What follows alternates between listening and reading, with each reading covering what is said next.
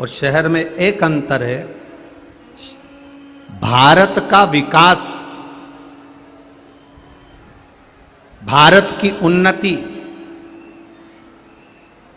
भारत का प्रमोशन अगर कहीं देखना हो तो शहर में जाकर देख सकते हो, और भारत का विश्वास, श्रद्धा और दृढ़ता देखना हो तो भारत के गांव में जाकर देख सकते हो।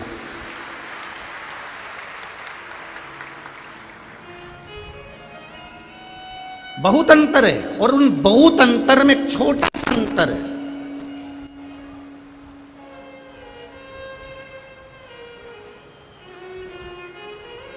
गांव में अगर कोई एक भिखारी भी आ जाता है ना दीदी, अगर गांव में कोई भिखारी भी आ जाता है ना तो गांव के बच्चे उनको साधु कहते हैं। साधु आए, गुरु आए, बाबा आए, जोगी आया, सन्यासी आया, तपस्वी आया।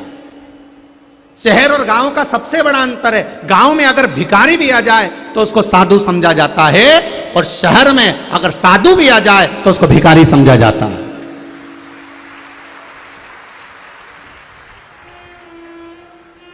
बड़े से बड़ा तपस्वी अगर आकर बैठ जाए तो भी लोग समझेंगे मांगने आया होगा, लेने आया होगा। भारत की भूमि का संत, भारत की भूमि के साधु, भारत की भूमि के तपस्वी, भारत की भूमि के साधक, भारत की भूमि के उपासक, और भारत की भूमि के जितने देवालय, शिवालय और मंदिर हैं, जितने संत, साधु और सन्यासी और तपस्वी और साधक हैं, ये लेना कम जानते हैं, देना ज्यादा जानते हैं, और ये कोरोना में दिखा दिया। जब भारत की भूमि पर कोरोना महामारी फैली तब भारत के संत, साधु, सन्यासी, तपस्वी, साधक, उपासक, मंदिर, देवालय, शिवालय जितने थे सबने अपने दरवाजे खोल दिए। ये कोरोना के समय पर दिखाया है। ये कोरोना के टाइम सामने आया। बहुत कठिन है समझना।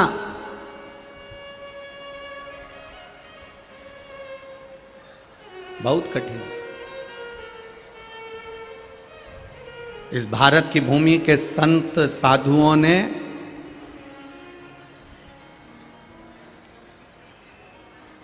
किसी को भूखा नहीं, पेट भरकर सोना सिखाया है। आज भी सिख समाज में गुरु नानक देव जी ने जो ज्ञान दिया, अपने जितने गुरु नानक जी के जितने गुरुद्वारे हैं, गुरु नानक जी ने अपने जितने मानने वाले हैं सबको एक बात कही कि इस गुरुद्वारे के अंदर कोई भी आ जाए, किसी भी जात का, किसी भी धर्म का, किसी भी बिरादरी का आ जाए, वो भूखा ना जाए। गुरु नानक देव ने ये ज्ञान दिया है। आज जिन संत रविदास जी महाराज जी की जयंती है,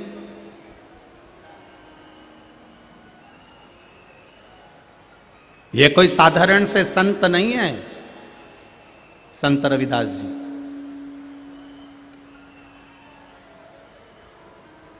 कोई साधारण से संत नहीं। रविदास जी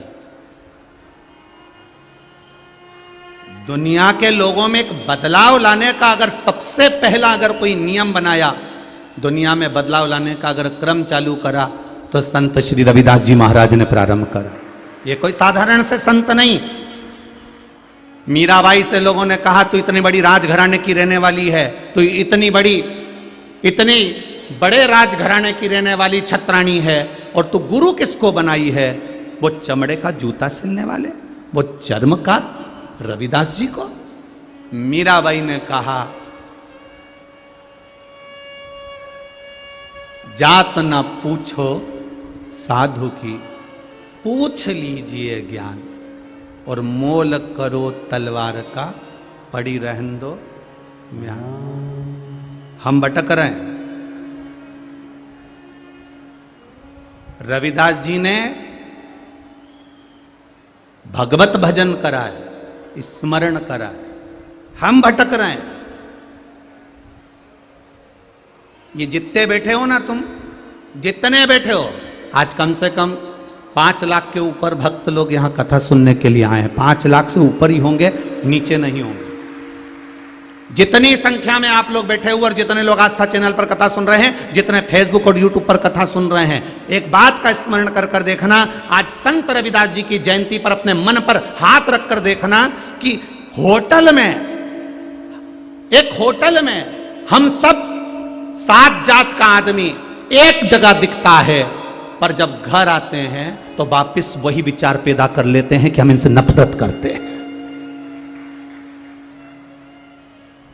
होटल में जो कचौड़ी बनती है, होटल में जो भजिया बनता है, होटल में जो पकोड़ा बनता है, होटल में जो चाय बनती है, चाय को कहकर नहीं बनाया जाता कि ये ब्राह्मण के लिए बनेगी, कि ये क्षत्रिय के लिए बनेगी, कि ये वैश्य के लिए बनेगी, कि ये शूद्र के लिए बनेगी। ये कचौड़ी ब्राह्मण खाएगा कि वैश्य खाएगा, कि क्षत्रिय खाएगा, कि शूद्र खाएगा। दुनिया के लोगों ने लोगों को केवल भटकाने के लिए ये धर्म का विभाजन कर दिया। आज भी शिव पुराण, भागवत पुराण, रामायण जितने ग्रंथ हैं ये चौकी पर रखे रहते हैं। 4 पाए की चौकी है, ये चौरंग चौकी पर रखे रहते हैं। ब्राह्मण, क्षत्रिय, वैश्य और शूद्र के ऊपर ये पुराण रखा हुआ है कि तुम 4 वर्ण के लोगों ने हमें संभाल रखा, 4 वर्ण के। और आज लोगों ने क्या करा है? केवल तोड़ा है, केवल तोड़ा।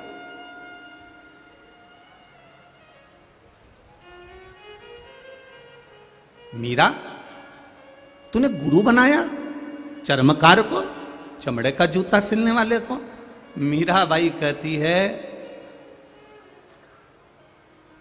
जो चमड़े को धोकर साफ कर सकता है, वो मेरे इस चमड़े को भी साफ कर सकता है। ये निश्चित है, ये निश्चितता है। मीरा, जब तू इतना गुरु बनाकर बैठी है तो अपने गुरु जी के लिए एक झोपड़ी क्यों नहीं बना देती गंगा जी के तट पर? अपने गुरु जी के लिए गंगा जी के घाट पर झोपड़ा बना दे, छोटी सी कुटिया बना दे। मीराबाई ने कहा मैं जाती हूँ। गुरु जी के पास पहुंचकर मीराबाई ने कहा गुरुदेव आपके लिए एक छोटा सा झोपड़ा बना दूं, छोटी सी कुटिया गंगा के घाट पर, काशी के सुंदर घाट पर। गुरु जी बोले मीरा काय के लिए बेटा? गुरु जी सारे संत साधु गंगा जी के घाट पर रहते हैं, बस आप अकेले हो जो गंगा के घाट पर नहीं रहते, इसलिए मैं चाहती हूँ कि गंगा के घाट पर एक सुंदर कुटिया बना देती हूँ।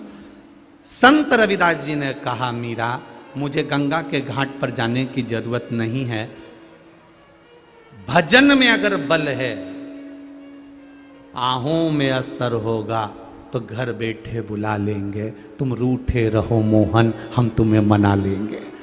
आहों में असर होना चाहिए। मुझे गंगा जी के तट पर जाने की जरूरत नहीं है। अगर मेरा भजन बड़ा है, मेरा कर्म बड़ा है, मैं जो सेवा कर रहा हूं, जूता बना रहा हूं, चमड़ा धो रहा हूं और कर्म करते करते मैं भजन कर रहा हूं, तो मुझे विश्वास है मेरी गंगा मैया मेरे पास आएगी। गुरुजी यहां और गंगा? गुरुजी बोले अभी रुक। जिसमें चमड़ा धो रहे थे संत रविदास जी आवाज लगाकर कहते हैं माँ बहुत प्यास लगी है माँ, जल दे दोगे आप? हीरे की चूड़ी जड़ा हुआ, सोने की चूड़ी जड़ा हुआ हाथ गंगा जी का उस चमड़े धोने वाले बर्तन में से बाहर निकल जाता है, सोने के कलश में जल भरा होता है। गंगा जी कहती हैं ले रविदास पानी पी लो रविदास। गंगा जी कह रहे ले रविदास ये जल पी लीजिए।